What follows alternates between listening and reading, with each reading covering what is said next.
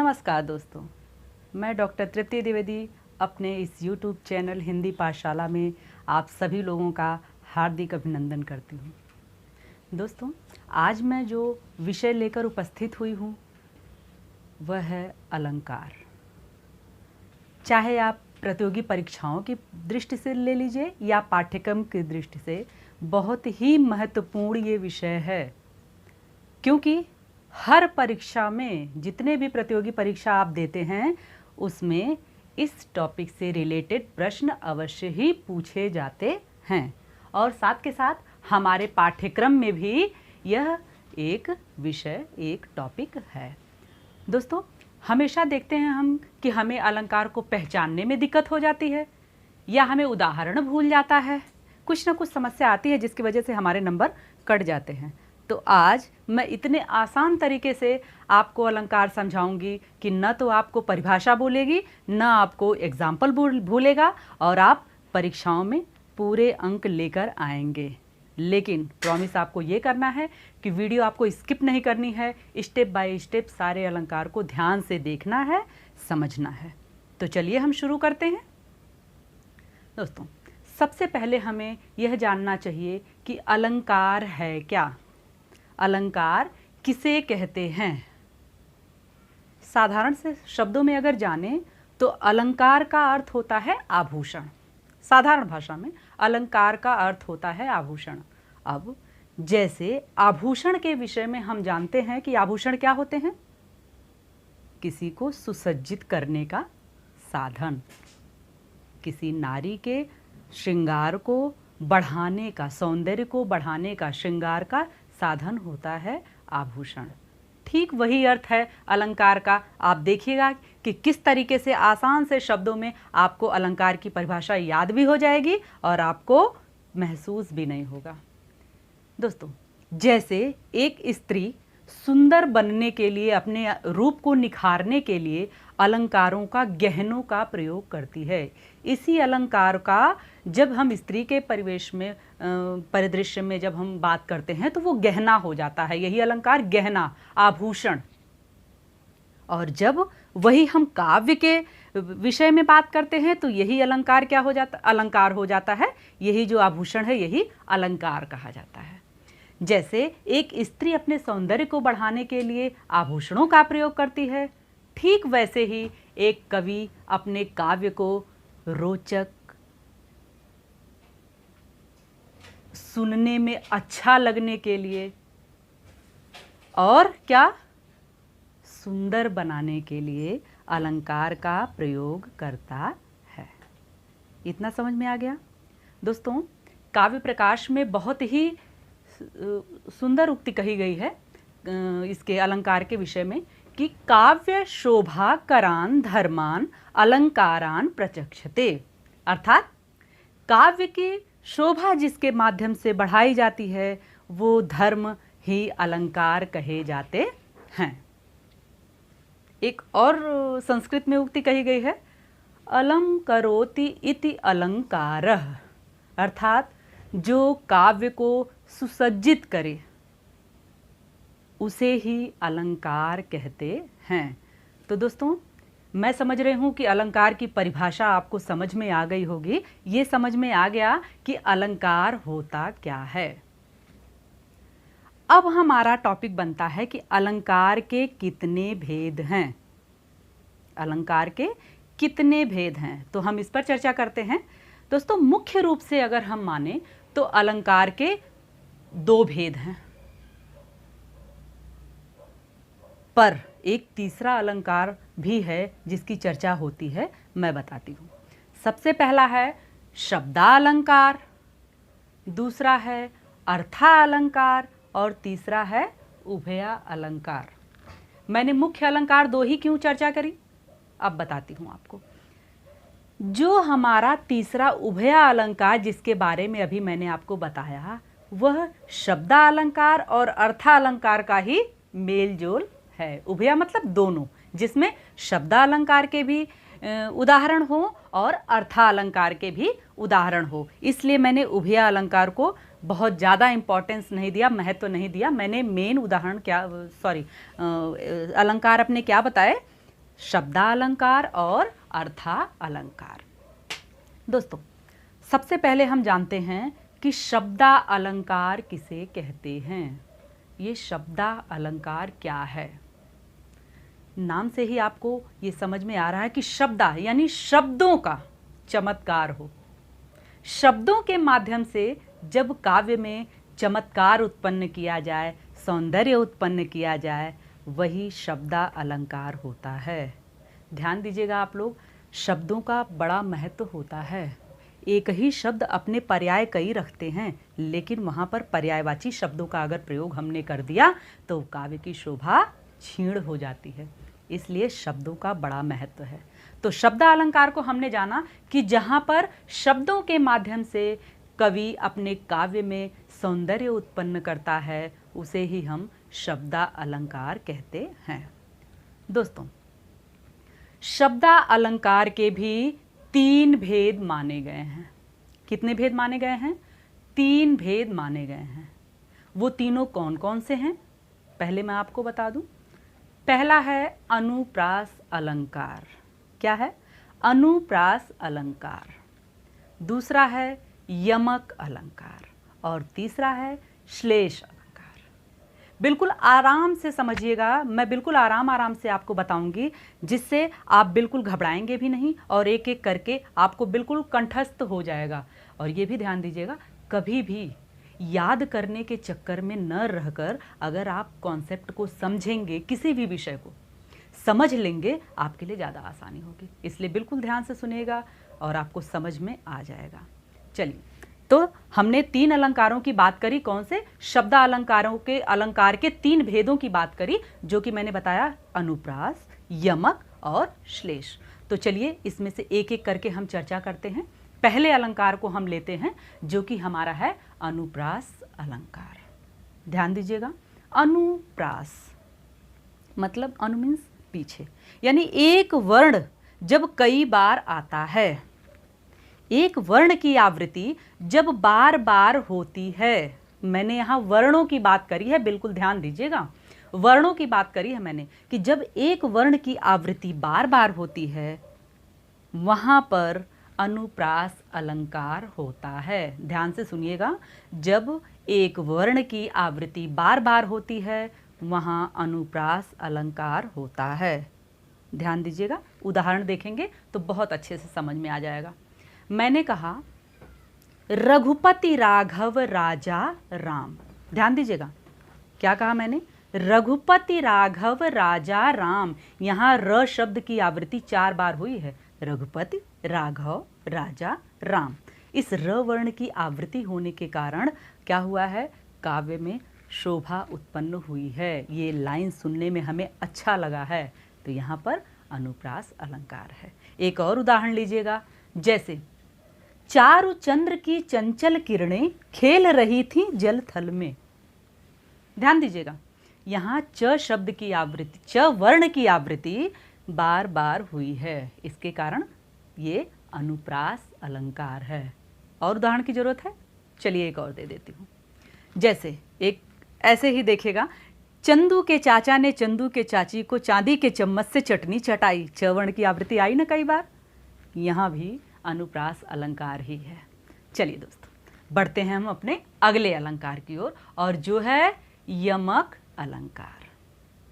यमक अलंकार दोस्तों, जहां पर एक वर्ण, एक शब्द की आवृत्ति, यहां मैं वर्ण की नहीं, यहां शब्द की बात कर रही हूं। जब एक शब्द की आवृत्ति हो, यानी एक शब्द एक से अधिक बार आया हो, प्रयोग हुआ हो, लेकिन ध्यान दीजिएगा उसका अर्थ भिन्न भिन्न हो। क्या हो? एक शब्द की आवृत्ति हो, यानी एक शब्द बार बार प्रयुक्त हुआ हो, लेकिन क्या हो? उनका अर्थ अलग अलग हो, वहाँ पर यमक अलंकार होता है। बिल्कुल ध्यान से सुनिएगा, बिल्कुल आपको टेंशन लेने की जरूरत नहीं, परेशान होने की जरूरत नहीं है। एक एक करके मैं बिल्कुल आराम से बताऊंगी और सब आपको याद हो जाएगा। जहाँ पर एक शब्द की आवृत्ति बार बार होती है, लेकिन हर का अर्थ अलग अलग होता है, वहाँ पर यमक अलंकार होता है। मैं आपको ऐसे ऐसे उदाहरण दे रही हूँ और बताऊंगी जो कि मोस्टली इसी में से परीक्षाओं में पूछे जाते हैं। बहुत प्रचलित ये उदाहरण हैं, तो इसके लिए आपको काफ़ी सहायता मिलेगी। देखिए उदाहरण लीजिएगा, जैसे कनक कनकते 100 गुने मादकता अधिकाय। ध्यान दीजिएगा, कनक कनकते 100 गुने मादकता अधिकाय, या खाए बौराए जग, या पाए बौराए। अब देखिएगा यहाँ क्या हुआ है, कनक शब्द की आवृत्ति 2 बार हुई है। पहले मैं इस जो मैंने पद्य बोला इसका मैं आपको अर्थ समझा देती हूँ कि कनक कनकते 100 गुनी, यानी एक कनक का अर्थ यहाँ पर सोना है और एक कनक का अर्थ धतूरा है। कहाँ कहाँ देखिएगा, या खाए बौराए जग। अच्छा, आपको समझ में आएगा, आपने सुना होगा धतूरा। धतूरा एक नशीला पदार्थ होता है। आप लोगों ने सुना होगा भगवान शंकर जी को जब चढ़ाया जाता है भांग धतूर, वही धतूरे, उसी धतूरे की बात यहाँ मैं कर रही हूँ। वो नशीला पदार्थ होता है। तो यहाँ कहते हैं कि या खाए बौराए जग, यहाँ पर कनक का अर्थ क्या हो गया, धतूरा, यानी उस धतूरे को जब कोई इंसान खा लेता है तो वो विवेक शून्य हो जाता है। ऐसे ही या पाए बौराए जग, मैंने कहा या पाए बौराए, यानी किसी को आवश्यकता से अधिक अगर धन मिल जाए। कनक, दूसरे कनक का अर्थ मैंने जो एक बताया सोना होता है, एक का अर्थ धतूरा और एक का अर्थ सोना, यानी किसी व्यक्ति को अगर धतूरा खिला दिया जाए तो वह भी विवेक शून्य हो जाता है, और किसी व्यक्ति को अगर आवश्यकता से अधिक धन मिल जाए तो वह भी किंकर्तव्य विमूढ़ हो जाता है। तो इसलिए यहाँ दोनों कनक का अर्थ भिन्न भिन्न है। यमक अलंकार। एक और उदाहरण देखिएगा, 3 बेर खाती थी वह 3 बेर खाती थी। देखिए यहाँ बेर शब्द 2 बार आया है, लेकिन किसके अर्थ में आया है, 3 बेर खाती थी, यानी 3 बेर फल खाती थी। फल, एक बेर फल होता है, उस फल को यानी 3 बेर खाती थी। 3 फल, कौन सा फल, बेर का फल खाती थी। तो पहले बेर का अर्थ फल हुआ, 3 बेर खाती थी यानी 3 बार वो भोजन करती थी या कुछ भी करती थी। तो 3 2 अर्थों में प्रयुक्त हुआ, क्या, बेर यानी बारंबारता, और एक फल के रूप में। एक और उदाहरण लीजिएगा, काली घटा का घमंड घटा। यहाँ भी घटा शब्द क्या हुआ है, 2 बार आया है, लेकिन एक घटा का अर्थ जो आसमान में काले बादल छाए रहते हैं उस घटा से है, और दूसरा घटा यानी कम होना, घमंड घटना यानी कम हो जाना। समझ में आ गया कि यमक अलंकार किसे कहते हैं, और सारे उदाहरण मैंने दिए हैं, बहुत प्रचलित उदाहरण है ये, अक्सर ये परीक्षाओं में पूछे जाते हैं। चलिए बढ़ते हैं हम अपने अगले अलंकार की ओर, जो है श्लेष अलंकार। ध्यान दीजिएगा, श्लेष का अर्थ होता है चिपकना। श्लेष का अर्थ क्या है, चिपकना, यानी एक ही शब्द एक से अधिक अर्थ अपने अंदर अगर चिपकाए हुए है, विभिन्न पर्याय में, हर प्रसंग में, प्रसंग के अनुसार एक ही शब्द है लेकिन उसका अर्थ भिन्न भिन्न हो जाता है, वहाँ पर श्लेष अलंकार होता है। कभी कभी कंफ्यूजन हो जाता है यमक अलंकार और श्लेष अलंकार में, तो बिल्कुल ध्यान दीजिएगा कि यमक अलंकार में क्या होता है, मैंने बताया एक शब्द की आवृत्ति बार बार होती है लेकिन अर्थ अलग अलग होता है, और श्लेष में क्या है, शब्द एक ही जो होता है वही अर्थ अलग अलग अपने अंदर समाहित किए रहता है। कैसे, भिन्न भिन्न प्रसंग में। एक एग्जाम्पल देती हूँ, उदाहरण देती हूँ आपको, बिल्कुल आसानी से समझ में आ जाएगा। देखिए, रहीमन पानी राखिए बिन पानी सब सून, पानी गए न उबरे मोती मानुष चून। यहाँ 3 संदर्भों में ये पानी उपयुक्त हुआ है, प्रयोग किया गया है। कैसे, ध्यान दीजिएगा, मोती के अर्थ में, यानी क्या, पॉलिश, पॉलिश। जैसे ध्यान दीजिएगा, मैंने एक माला पहनी हुई है अपने गले में, इसमें मोती है।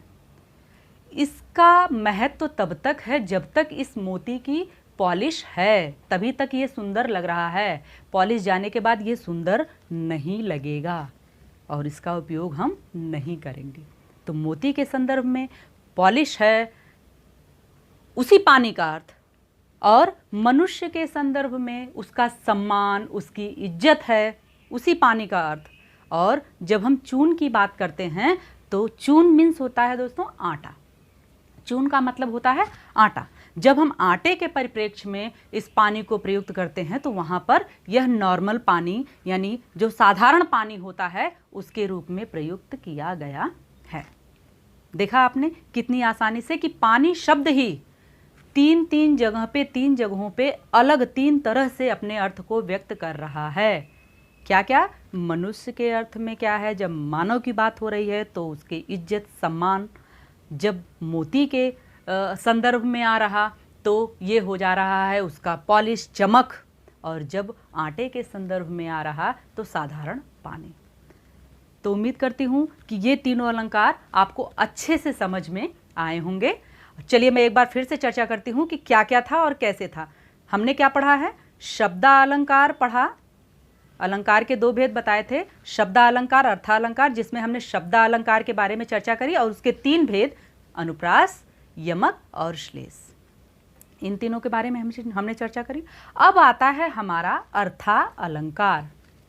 दोस्तों अर्थालंकार में जाने से पहले मैं आपको एक चीज़ बताऊं कि अर्थालंकार जब हम शुरू करेंगे वहाँ पर 2 शब्द आते ही रहेंगे जिसके बारे में चर्चा कर लेनी चाहिए। मुझे पहले बता दूं मैं आपको ताकि आपको परेशानी ना हो। क्या है? उपमेय और उपमान। ये बार बार मैं अर्थालंकार का जब जिक्र करूंगी, अर्थालंकार की जब चर्चा होगी तो ये बार बार ये शब्द आने वाले हैं। तो पहले हम जान लें कि उपमेय क्या है और उपमान क्या है। देखिए दोस्तों, जब हम किसी चीज़ की किसी चीज़ से तुलना करते हैं, ध्यान दीजिएगा, जब हम किसी वस्तु की किसी अन्य वस्तु से तुलना करते हैं वहाँ पर जिससे तुलना की जाती है वो क्या होता है? उपमान। ध्यान दीजिएगा, जिससे तुलना की जाती है उसे उपमान कहते हैं, और जिसकी तुलना की जाए वो उपमेय होता है। उदाहरण देखिएगा, समझ में आ जाएगा। जैसे मैंने क्या कहा, चंद्रमुख। अब चंद्रमा क्या है? बहुत प्रचलित है और मुख बहुत साधारण सी चीज है। तो जो प्रचलित चीज होती है वही उपमान होती है, क्योंकि चंद्रमा से ही उपमा दी गई, और मैंने बताया था कि जिससे उपमा दी जाती है वह उपमान होता है। और जिसकी उपमा दी जाए, मुख तो साधारण है, हर प्राणी के पास है, तो मुख एक साधारण चीज़ है, यानी ये उपमेय है क्योंकि मुख की ही उपमा दी गई है। अब मुझे लग रहा है कि उपमेय और उपमान से संबंधित कोई भी संशय आपके मन में नहीं रह गया होगा। दोस्तों इस वीडियो में मैं इतना ही चर्चा कर पाऊंगी। मैंने अलंकार के दूसरे भेद जो कि अर्थालंकार है, इस पे एक और वीडियो बनाई है जो कि आप मेरे चैनल पर जाकर देख सकते हैं। उसमें मैंने अर्थालंकार के विषय में चर्चा करी है। उम्मीद करती हूँ कि आपको वीडियो अच्छी लगी होगी और अलंकार से संबंधित आपके सारे डाउट क्लियर हो गए होंगे। तो वीडियो आपको अच्छी लगी हो तो मुझे कमेंट करके ज़रूर बताइएगा। मेरे चैनल को सब्सक्राइब ज़रूर करिएगा, लाइक कर दीजिएगा वीडियो को, और बेल आइकन दबा दीजिएगा ताकि मेरी नोटिफिकेशंस हर वीडियो की आपको मिलती रहे। धन्यवाद।